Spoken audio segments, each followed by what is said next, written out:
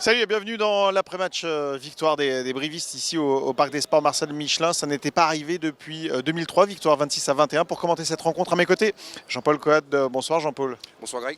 Et Manu Caillot. Bonsoir Manu. Salut Greg. Jean-Paul de la Montagne Brive, Manu de Sport Auvergne ici à Clermont. Jean-Paul, je me tourne vers vous pour commencer. Victoire des Brivistes et cette victoire est tout à fait logique. Logique dans le contenu, parce qu'on a vu des Corésiens qui ont joué le jeu à fond dès l'entame de match avec un essai très rapide de Petrus Oman et puis un essai aussi rapide de Benjamin Pett qui faisait son retour ce soir après 10 mois d'absence. Donc les Brivistes ont pris le match à leur compte en fait, et ils n'ont pas cessé de jouer, de faire vivre la balle. Ils ne sont pas limités à du jeu au pied, à du ballon porté, même s'ils sont su utiliser le ballon porté à la fin quand c'était nécessaire. C'était un match plaisant de ce côté-là, peut-être le plus abouti de la saison en termes de jeu. Et quand on regarde le contenu, effectivement, c'est parfaitement logique pour des Brivistes qui étaient même à 2 doigts du bonus offensif à 5 minutes de la fin du match. Inversement, bien sûr, Manu, du côté clermontois, on faisait grise mine en conférence de presse. Thomas Domingo et Franck Azema l'ont dit. Non, ce n'est pas parce qu'on a fait tourner qu'on a perdu. La preuve, on avait fait tourner en allant à Brive, on avait gagné en Corrèze. Non, c'est parce qu'il manquait trop de choses ce soir. Oui, ils ont pêché dans l'envie, dans l'engagement et puis beaucoup trop de maladresse.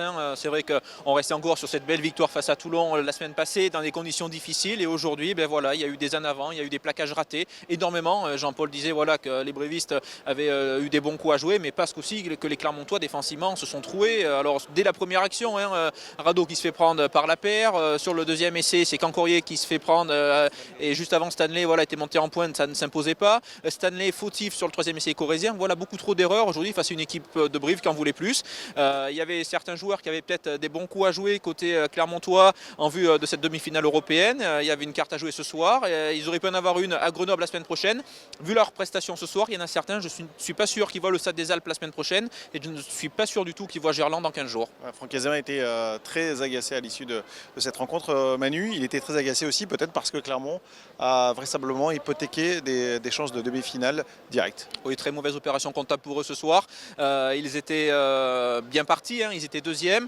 Ils étaient devant ces Montpellierins. On rappelle Montpellier qu'un match en retard et qui pourrait prendre 5 points avec ce match face au Racing avait été reporté. Clairement, c'était simple, il fallait gagner les 2 matchs à la maison et aller chercher une victoire à l'extérieur.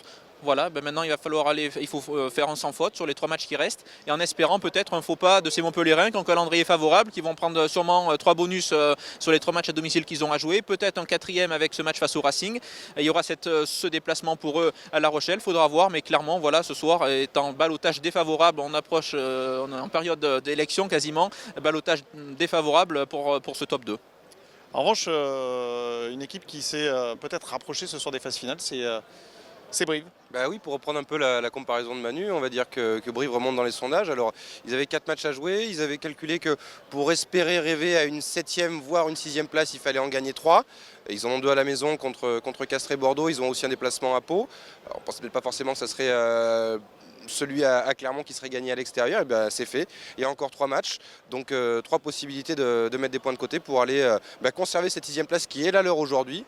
Et qui n'est pas volée, parce que quand on regarde sur la saison, alors effectivement ils ont eu des ratés à l'extérieur chez des petites équipes, chez Grenoble, chez Bayonne, mais à côté de ça, ils étaient allés faire un match nul à Lyon, ils étaient allés gagner à Toulon, donc c'est pas le seul fait d'armes de la saison pour Brive aujourd'hui. Il y avait eu cette victoire à Toulon, il y avait eu des victoires aussi importantes en challenge européen à l'extérieur, donc ils ont les armes. Quand on voit ce qu'ils ont produit surtout ce soir et ce qu'ils font depuis 1 mois et demi, ils peuvent croire à cette 6e place et peut-être même à un derby en barrage.